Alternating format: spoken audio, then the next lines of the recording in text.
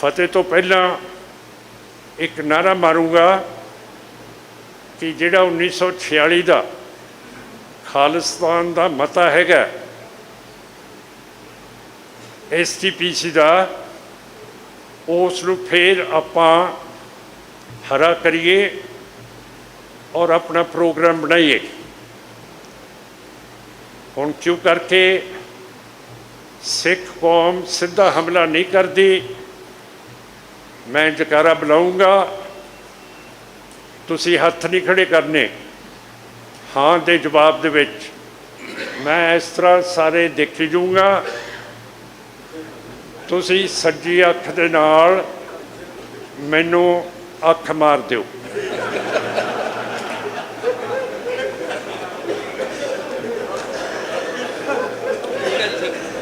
बोले सो निहाल।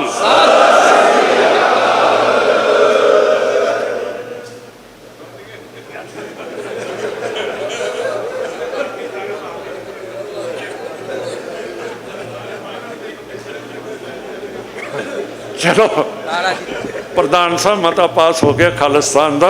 वाहिगुरू जी का खालसा वाहिगुरू जी की फतेह। जे किते काल पै जे उत्थे सिख दिंदे है, सेवा करते है, कोई तकलीफ आ जाए उत्थे सेवा करते हैं, पर सानू 1947 तो बाद मंगते बनाता है। और साडी पार्टी ने यतन कीते सिगे बरगाड़ी दे विच 2018 दे विच मोर्चा लाया सी। कैप्टन अमरिंदर सिंह जी सरकार ने अपने 2 नुमाइंदे रंधावा साहब ते बाजवा साहब भेजे सीगे और साडे नाल वायदा कीता सीगा कि वो बंदियां नूं छड्डणगे ते जिहड़े बरगाड़ी दरबार साहब की बेइज्जती करने वाले सीगे उन्हां नूं पकड़िया जाऊगा। थोड़ा जिहा सानू आराम मिलिया उस मोर्चे दे विच, कई पुराने सिख जेलों के विचों छुट्टे, कईयां नूं पैरोल मिलेगी, पर पूरा वायदा सरकार ने नहीं किया है।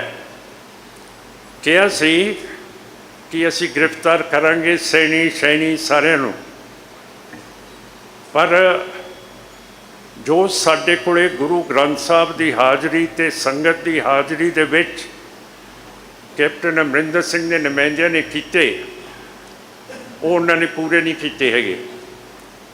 इस तो बाद फिर असी सोचा कि एक होर मोर्चा ला दीए, ते वो फिर असी अज एक होर मोर्चे दे विच बैठे हैं बरगाड़ी विखे, जिन्हों अज 314 दिन हो गए है।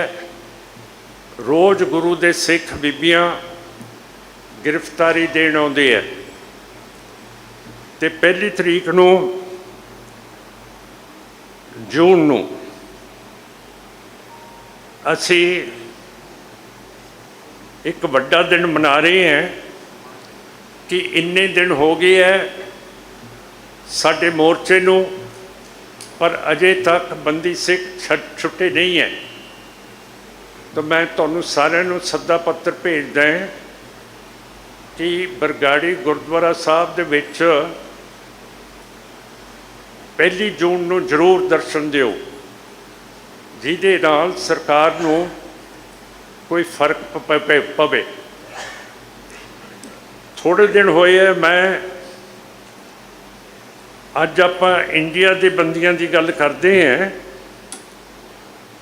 मैं संगरामा विखे गया सी, उत्थे भाई हरजिंदर सिंह मिलिया, जिन्हें 34 साल बरतानिया की जेल दे विच कट्टे है। ऐ नहीं कि साडे बंदी सिर्फ इंडिया दे विच है, ऑस्ट्रेलिया दे विच भी अज सिख बंदी हैगे है, सारे पासे सिख बंदी फसे पे है। पर क्यों करके जदों साडे कोले हुकूमत हुंदी है उदों आपां गल नहीं करते।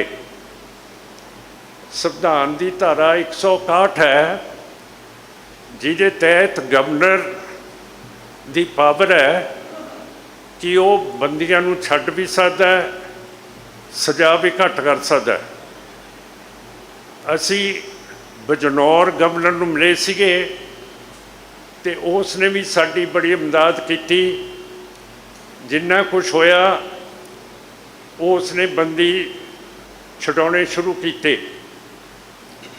ਪਰ ਗੱਲ ਇਹ ਹੈ ਕਿ ਜਿਹੜਾ ਸਾਡਾ ਨਿਸ਼ਾਨਾ ਹੈ ਉਹ ਹੁਣ ਟਾਰਗੇਟ ਦੇ ਉੱਤੇ ਨਹੀਂ ਵੱਜਦਾ, ਕਿਉਂ ਕਰਕੇ ਹਕੂਮਤ ਨਹੀਂ ਹੈ। 1947 ਤੋਂ ਬਾਅਦ ਆਪਾਂ ਗੁਲਾਮ ਹੈ। ਅਤੇ ਪ੍ਰਧਾਨ ਸਾਹਿਬ ਨੂੰ ਮੈਂ ਬੇਨਤੀ ਕਰਦਾ ਕਿ ਇੱਕ ਵਫਦ ਫੇਰ ਬਣਾਉਣ, ਜਿਹੜਾ ਮੌਜੂਦਾ ਗਵਰਨਰ ਹੈ ਉਹਦੇ ਕੋਲ ਵੀ ਇੱਕ ਯਾਦ ਪੱਤਰ ਦਈਏ ਕਿ ਸਾਡੇ ਜਿਹੜੇ ਵੀ ਬੰਦੀ ਹੈਗੇ ਆ ਉਹਨਾਂ ਨੂੰ ਪੂਰੀ ਤਰ੍ਹਾਂ ਰਿਹਾ ਕੀਤਾ ਜਾਵੇ। ਜੇ ਫਕਰ ਹੈ ਮੋਦੀ ਸਾਹਿਬ ਨੂੰ ਲਾਲ ਕਿਲ੍ਹੇ ਦੇ ਉੱਤੇ ਚੜ੍ਹ ਕੇ 9ਵੇਂ ਪਾਤਸ਼ਾਹ ਦਾ ਜਨਮ ਦਿਨ ਮਨਾਉਣ ਦਾ, ਤਾਂ ਮੇਰਾ ਮਤਲਬ ਹੈ ਕਿ ਉਹਨਾਂ ਨੂੰ ਉਹੀ ਯਾਦ ਹੈ ਕਿ ਤੁਹਾਡਾ ਜਨੇਊ ਬਚਾਤਾ। ਅਤੇ ਜਿਹੜੇ ਸਿੱਖਾਂ ਨੇ 1984 ਦੇ ਵਿੱਚ ਬਰਤਾਨੀਆ ਦੀ ਫੌਜ ਦਾ, ਸੋਵੀਅਤ ਰੂਸ ਦਾ, ਇੰਡੀਆ ਦੀ ਫੌਜ ਦਾ ਇੱਥੇ ਸੰਤ ਜਰਨੈਲ ਸਿੰਘ ਭਿੰਡਰਾਂਵਾਲਿਆਂ ਦੇ ਮਤਹਿਤ ਹੋ ਕੇ ਮੁਕਾਬਲਾ ਕੀਤਾ। 72 ਦਿਨ ਇਹ ਤਕੜੀਆਂ ਦੁਨੀਆ ਦੀਆਂ ਫੌਜਾਂ ਅੰਦਰ ਨਹੀਂ ਵੜਨ ਦਿੱਤੀਆਂ ਉਸ ਯੋਧੇ ਨੇ। ਸੋ ਸਾਧ ਸੰਗਤ ਜੀ, ਉਸ ਨੂੰ ਵੀ ਕਦੇ ਕਦੇ ਆਪਾਂ ਯਾਦ ਰੱਖੀਏ, ਉਹਦੀ ਵੀ ਫੋਟੋ ਇਸ ਹਾਲ ਦੇ ਵਿੱਚ ਹੋਵੇ। ਇਹ ਸਾਡੀ ਪਾਰਲੀਮੈਂਟ ਹੈ, ਇੱਥੇ ਜਥੇਬੰਦੀ ਆ ਕੇ ਫੈਸਲੇ ਕਰਦੀ ਹੈ, ਗੁਰਮਤੇ ਕਰਦੀ ਹੈ। ਔਰ 1946 ਦੇ ਵਿੱਚ ਇਸੇ ਦਰਬਾਰ ਦੇ ਵਿੱਚ ਸਰਬਸੰਮਤੀ ਦੇ ਨਾਲ STPC ਨੇ ਮਤਾ ਪਾਸ ਕੀਤਾ ਸੀ ਕਿ ਸਾਨੂੰ ਖਾਲਿਸਤਾਨ ਚਾਹੀਦਾ। ਉਹਦੇ ਵਿੱਚ ਮਾਸਟਰ ਤਾਰਾ ਸਿੰਘ ਵੀ ਸੀ, ਗਿਆਨੀ ਕਰਤਾਰ ਸਿੰਘ ਵੀ ਸੀ, ਨਾਗੋ ਕੇ ਸਾਹਿਬ, ਸਾਰੇ ਵੱਡੇ ਵੱਡੇ ਜਥੇਦਾਰ ਸੀਗੇ। ਇਹ ਮੈਂ ਗਪੌੜਾ ਨਹੀਂ ਮਾਰ ਰਿਹਾ, ਇਹ ਸਾਡੇ ਬਜ਼ੁਰਗਾਂ ਨੇ ਇਸ ਹਾਲ ਦੇ ਵਿੱਚ ਖਾਲਿਸਤਾਨ ਦਾ ਮਤਾ ਪਾਸ ਕੀਤਾ ਹੋਇਆ।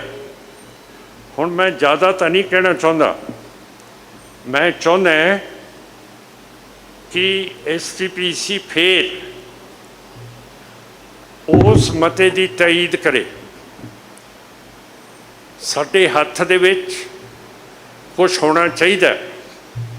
ਜੇ ਅਸੀਂ ਅਗਲੀ ਹਕੂਮਤ ਦੇ ਕੋਲੋਂ ਕੋਈ ਚੀਜ਼ ਮੰਗਣੀ ਹੈ,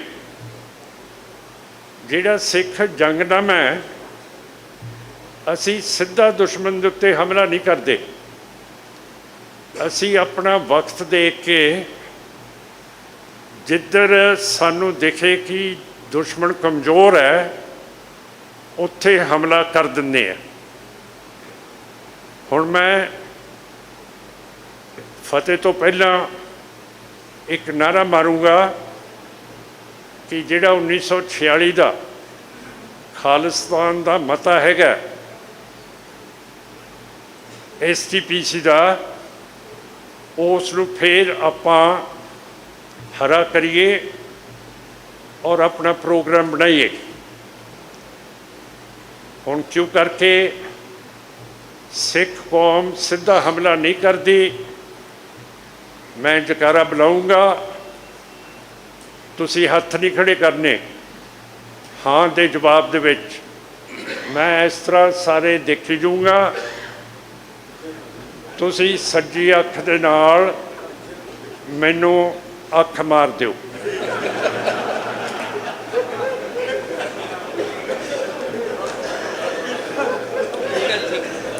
ਬੋਲੇ ਸੋ ਨਿਹਾਲ।